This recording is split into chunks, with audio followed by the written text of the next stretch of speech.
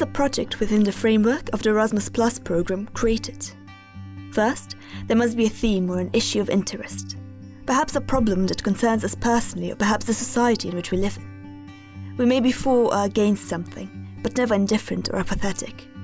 When a moment arises when we decide to get actively involved in change, or point out a problematic issue, that is when we are closer to implementation. The only thing missing is the first step, sitting down in front of the computer and writing down the idea. However, the idea by itself will not strive without a clear plan on how to achieve the goal, sufficient funds, and a team prepared to follow the plan through. Only when these conditions are met, the idea becomes a project. Erasmus Plus projects require a lot of preparation, patience, knowledge, and perseverance. And of course friends around Europe happy to participate. As without them, there is no project. We are aware that the relationships between people and countries in Europe need to be highlighted, especially after the great financial crisis between 2008 and 2014 and the migration of nations towards Europe in the past year. At several previous exchanges within the Erasmus Plus program, we noticed that international conversations quickly turned prejudiced, especially between participants coming from the north and south of Europe. This led to a draft of a project reflecting the image of Europe divided between the rich north and the poor south, between those for and those against helping people fleeing war. A Europe where each crisis highlights prejudice and stereotypes and inspires a revival of discrimination, xenophobia, hate speech and hate-motivated violence.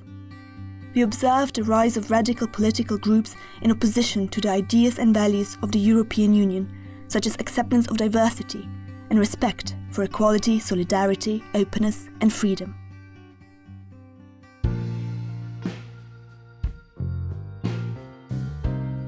The aim of our project was to strengthen the common European values by drawing attention to this problem, develop greater intercultural awareness between the participants, and teach them tools to combat prejudice and discrimination.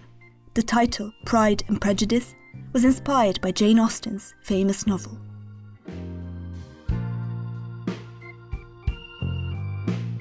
We invited 26 young people from Cyprus, Greece, Turkey, Romania, Croatia, Poland and Slovenia, which we met at international exchanges that CESAM participated in the past.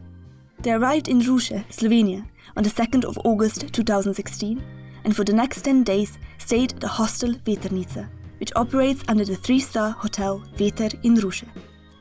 We also prepared a quality menu with a variety of food, taking into account all nutritional preferences of our participants. A swimming pool at a sports park, a wellness center, a sauna and a fitness center were available to the participants.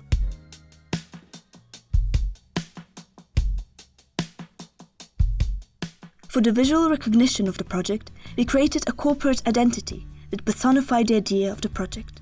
For this, we borrowed the European blue with yellow stars from the EU and used a compass bearing a symbolical meaning. The corporate identity was used when designing the Facebook page, the official project t-shirts given to all participants, as well as printed materials, flags, posters, flyers, and the brochure of the project.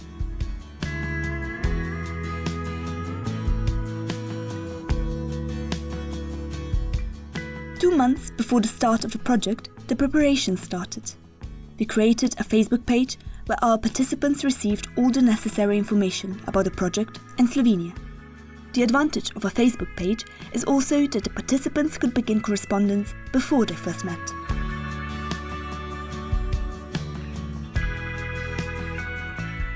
Head coach of the project, Nina Jurekovic, and her assistant Maja Potočar used the first evening for icebreakers and games helping the participants getting to know each other. The aim of these activities is that young people who have never previously met become comfortable with other participants and are able to work together in the coming 10 days. Whether they will become friends or even partners for life is hard to say at this stage, but our aim was to set up a project in a pleasant working atmosphere based on trust and cooperation between the participants.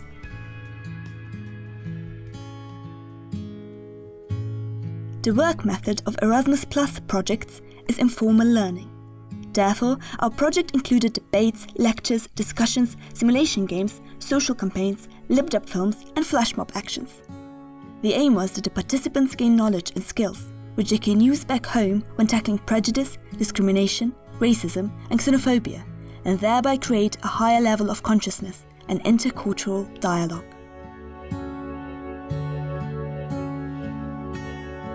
An important part of the Erasmus Plus program is socializing.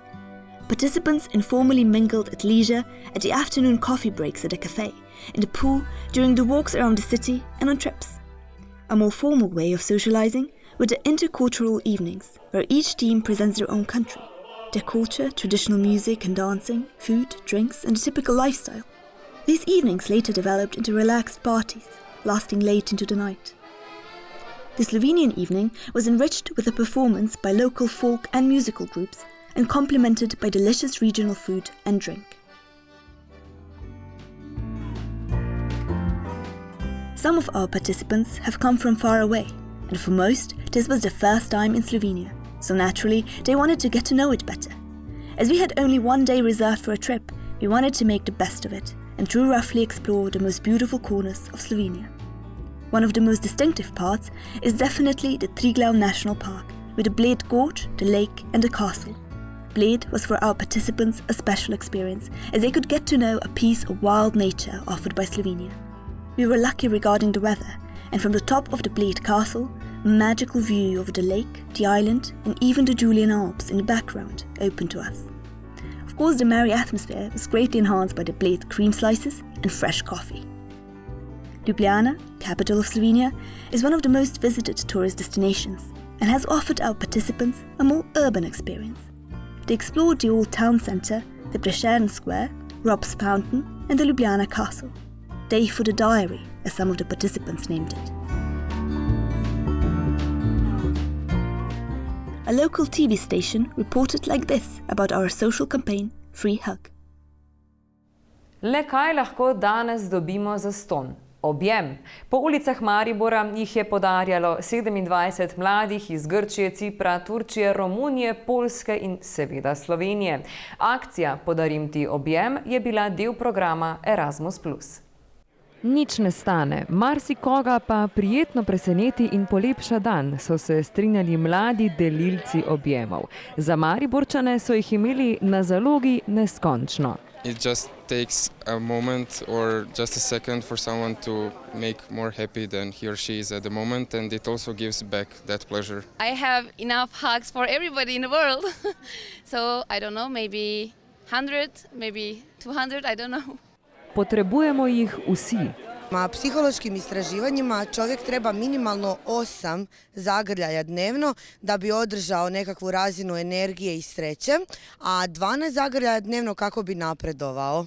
I zato su nam zagrljaji jako važni. Z njimi so skušali širiti pozitivne ideje in misli ter tako izničiti predsodke. We are trying to make disappearing the discrimination, and we want to cancel out the racist and all the bad feelings we have with for other peoples, not just only because of their colors or because of their religions. It's weird. We don't need any more that kind of issues and feelings. Te je treba premagati, da lahko vzpostaviš fizični stik prek objema z neznancem. I feel maybe full of energy, and that's just because you don't get free hugs every day, and probably we stopped hugging each other, except if you just really know that person. I think it helps a lot when you just get a random hug from a stranger. Tokrat je bilo brezplačno objemanje del delavnic projekta Ponos in predsodki, ki so ga predstavniki Centra za mlade Ruše uspešno pridobili na razpisu programa Erasmus+. Ta program predvideva tudi delavnice, ki so seveda namenjene temu, da poudarimo to evropsko razmišljanje, torej solidarnost nasproti recimo predsodkom. In ta akcija je recimo podarjanje dobre energije, rečemo temu tako. Podariti objem ni samo lepa gesta, pač pa je tudi čustvena terapija, ki lahko pomaga vsakomur. Local and national media follow the Pride and Prejudice project with interest. Already during the introduction period, the daily news Večer, RTV Slovenija, Radio Maribor, the local monthly paper Ruške novice, the web portal lokalec.si, and a local TV station, BKTV, covered the project. BKTV also provided a reportage. This film will also count as dissemination, as it will be shared on our Facebook page and other social media platforms, by the officials of the project and of course by our participants. Perhaps it will even be used for dissemination of the idea of the project in their local communities.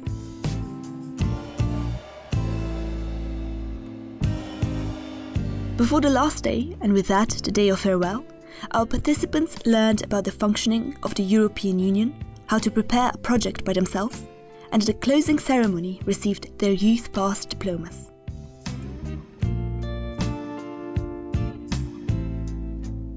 The last day, the participants assessed the quality of everything from the workshops to social games, roundtables, accommodation, food, socializing opportunities, the day trip, as well as the work of the coach, assistant and the manager.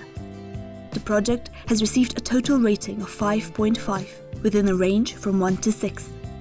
All 3 project leaders have received an average rating of 5.8, which was the highest score received for any of the criteria assessed by the participants.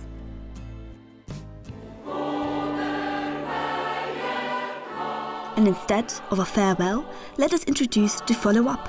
We are naming it Europe Thinks Together, and it will strive for the same aims as this project, but with slightly different methods.